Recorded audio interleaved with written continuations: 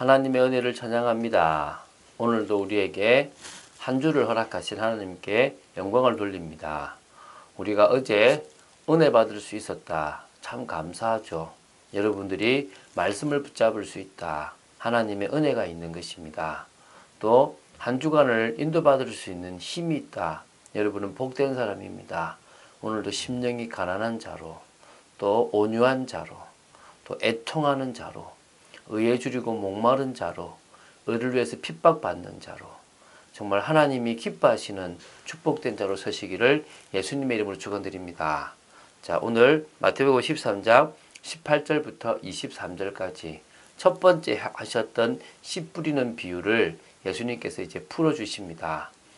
이 비유가 어떤 의미가 있는지를 우리가 좀 보시면서 또 이 속에서 중요한 것들을 깨닫고 발견하게 되기 바랍니다. 천국은 이스라엘이라는 나라에 유대인들에게만 임하는 것이 아니라 전 세계 모든 사람들 중에 예수 그리스도의 그 복음의 씨앗을 받아들이는 사람은 천국에 들어갈 수 있습니다. 하나님은 지금은 76억이죠. 지금까지 이 인류의 사람들 속에 구원 주시기로 작정된 자를 찾아내십니다. 그래서 씨를 뿌리시고 그 씨에서 좋은 열매를 거두는 좋은 땅을 찾으시는 겁니다. 여러분이 좋은 땅으로 세워지시는 축복이 있게 되길 바랍니다. 자, 제가 18절 읽습니다. 그런즉 씨 뿌리는 비유를 들어라. 이제 하나씩 풀어주는 과정들이 있는 거죠. 아무나 천국 말씀을 듣고 깨닫지 못할 때는 악한 자가 와서 그 마음에 뿌려진 것을 빼앗나니 이는 곧 길가에 뿌려진 자요. 천국의 말씀, 복음의 말씀이 누구한테나 증거되는 것을 우리는 소명이라 부르심이라 그럽니다. 하나님이 각자를 부르시는 거죠. 거기에 하나님의 은혜로 응할 수 있다. 그건 하나님이 주신 큰 복이죠. 그런데 응함을 받지 못한 사람, 하나님의 택함 속에 있지 못한 사람은 악한 자가 그 마음에 뿌려진 것을 빼앗는데요. 이유가 뭐냐? 깨닫지 못하기 때문인 겁니다. 그래서 사실은 그 복음의 씨앗이 심어지지 못하는 겁니다. 뺏어가 버렸으니까. 이게 길가와 같은 사람입니다.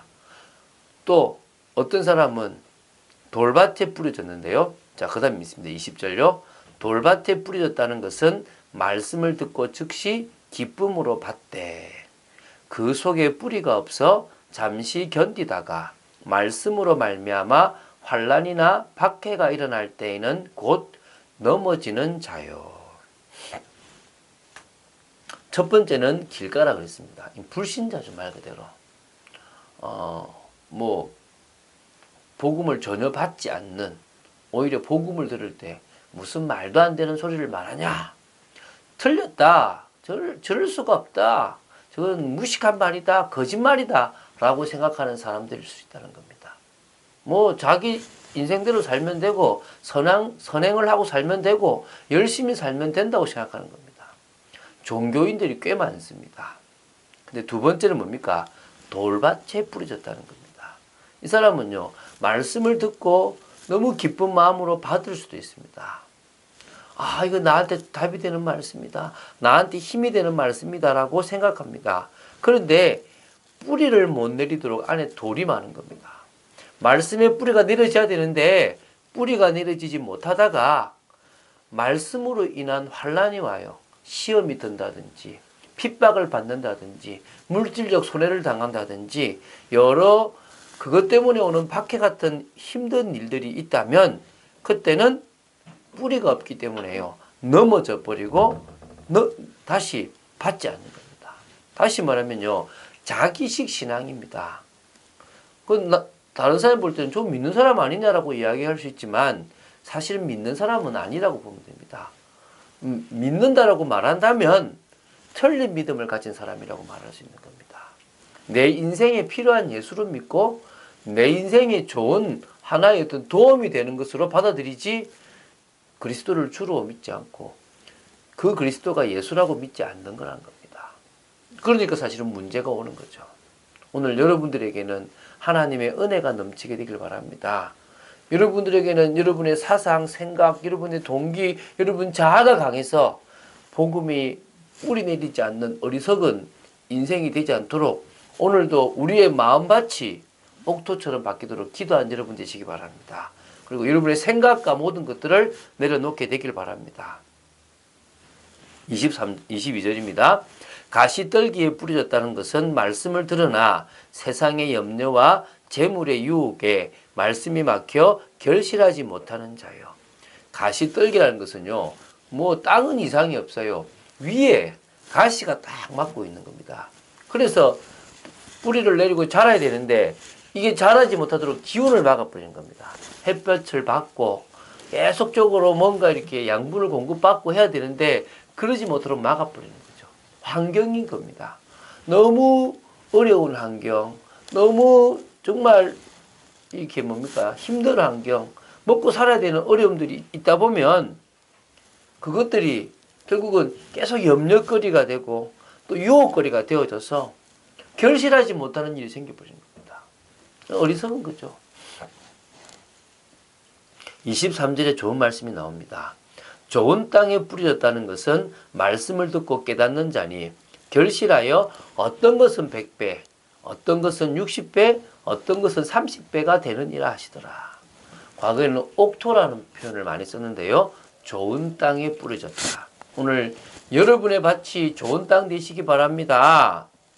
빨리 열매를 맺지 못한다 하더라도 뿌리가 내려지는 땅이 되어야 될 것이고 가시떨기와 같이 그 기운을 막는 그런 것이 없는 땅이 되어야 될 줄로 믿습니다. 그렇다면 말씀을 듣고 깨닫고 그 말씀을 통하여 믿음이 생김으로 말미암아 예수님을 그리스도로 하나님의 아들로 또 뭡니까? 나의 주로 모시는 축복을 누립니다. 그러니까 뭐가 됩니까? 결실을 맺을 수 있는 겁니다.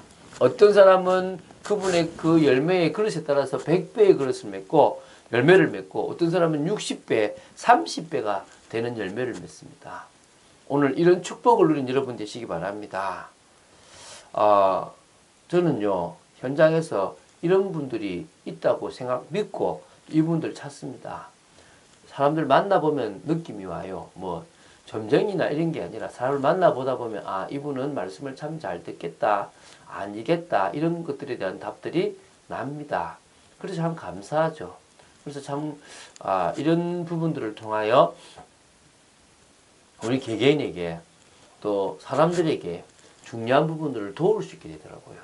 저 개인도 보게 되고 남도 도울 수 있고 여러분이 좋은 땅으로 여러분이 현장에 성령의 역사를 체험하고 나아가는 믿음의 사람들로 서게 되기 바랍니다. 그래야 우리는 뭐 할 수 있느냐? 믿음에 도전을 할 수 있습니다. 신앙생활은 한마디로 이런 거예요. 하나님의 나라를 이 땅에 이루어서 하나님 자녀의 축복을 누리고 또한 그 속에 예비된 영혼을 찾아내는 게 하나님 자녀로 만드는 게 신앙생활입니다. 그 신앙생활을 가나안 정복이라는 것으로 여호수아에 비유되어 있고요.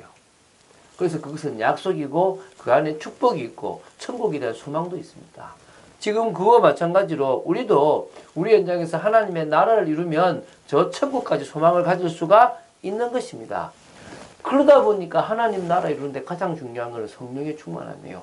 성령의 능력으로 귀신을 쫓아낸다면, 흑암을 무너뜨린다면 하나님의 나라가 이미 임했다고 얘기했지 않습니까? 그래서요, 그 성령 충만을 받고 나아가는 중에도 뭐가 오느냐? 어려움이 오고 문제가 올 수 있다는 것입니다.